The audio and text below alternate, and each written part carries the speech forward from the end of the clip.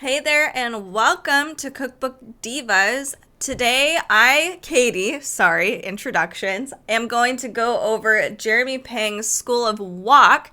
School of Wok apparently is from the UK. We actually got this from the publisher, so thank you so much for allowing us to look through this cookbook. I did peek at it just briefly, and I'm really excited.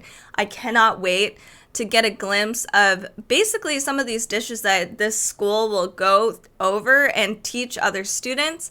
I'm just really excited. So let's get into this. This is all Asian food. Super awesome. Wow. Yellow. Okay. So let's look at the table of contents.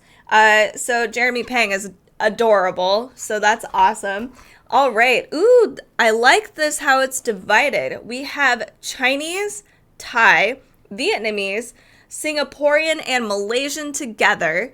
Then we have Indonesia and Pinoy. I've not heard Pinoy before, so again, very excited.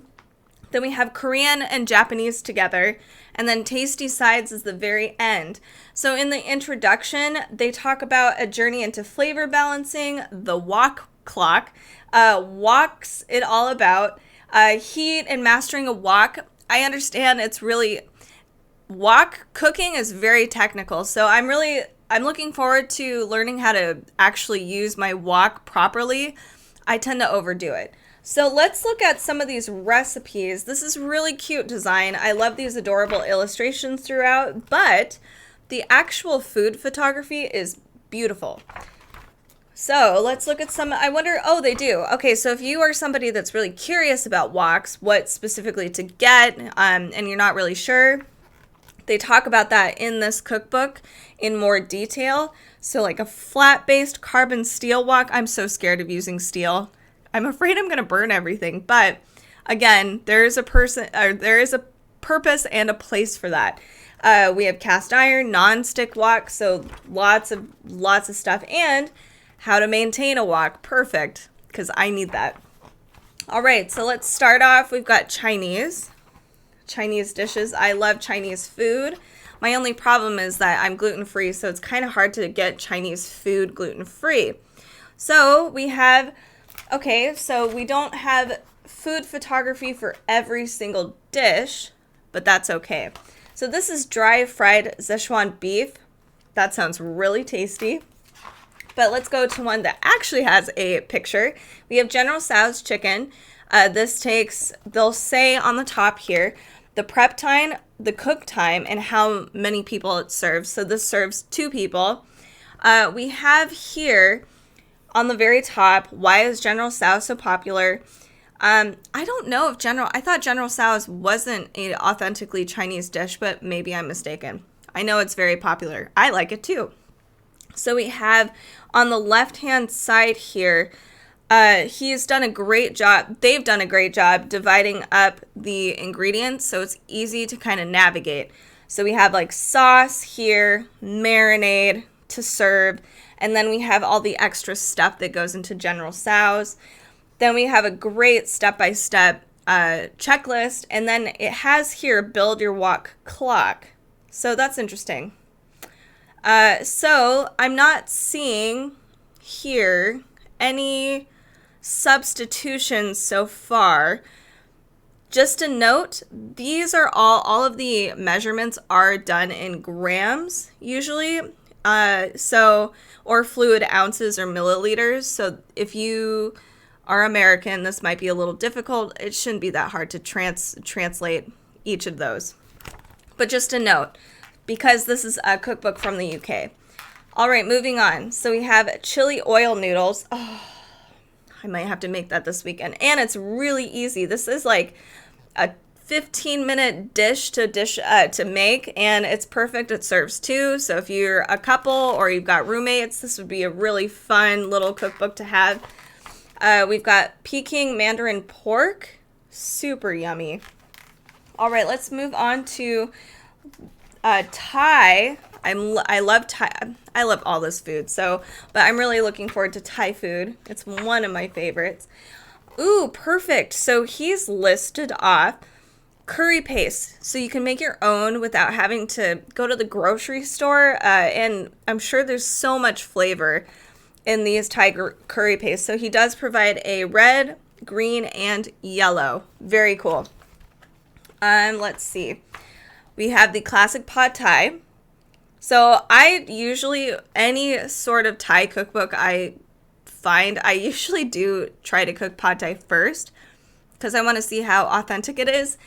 So I'm really looking forward to trying this one out. We have Tom Yum Kun. I have not had the soup before, and it sounds super good. So that's a unique thing that I haven't seen in a lot of American cookbooks. We have steamed fish with lemongrass and lime broth. Yum. All right, let's move on to Vietnamese food. I love Vietnamese food because aside from pho, there's so many amazing dishes there, and I don't think a lot of cookbooks cover it. I think it's really underrated. So we have a shaking beef salad with pickled red onion. Ooh, that looks amazing. There's also a charred and saucy pork chop. This looks great. And then we have, this says a spicy caramel braised fish, but there's no food photography here. Vietnamese egg meatloaf. That's awesome. So a lot of these dishes throughout this cookbook are probably going to serve around 2 people typically. Some dishes do serve about 4 people. So if you've got a very large family, this cookbook, you'll probably have to double or even triple the ingredients and be cognizant of the instructions because I'm not sure how that translates to wok cooking. You might need a bigger wok, etc. So keep that in mind when you do look at this cookbook on Amazon. So we have Singaporean and Malaysian. I love the purple. Hokkien prawn mee. Sorry, pronunciations. We have sesame oil chicken. I mean, that does sound good. We have also fresh fried sardines and water spinach. Yum, that sounds really good. My mouth is watering. I'm so hungry. All right, and then lastly, nasi lemak. I think I've actually made this before, but this looks substantially better. I'm so excited. All right, let's look at Indonesian and Pinoy. I still don't know what Pinoy is. I wonder if I can go find it. Maybe not, actually. Yeah, I'm not. Oh, Filipino or Pinoy cuisine. Interesting. Okay, so I had no idea that those were interchangeable terms. Okay, so we have here a nasi goreng.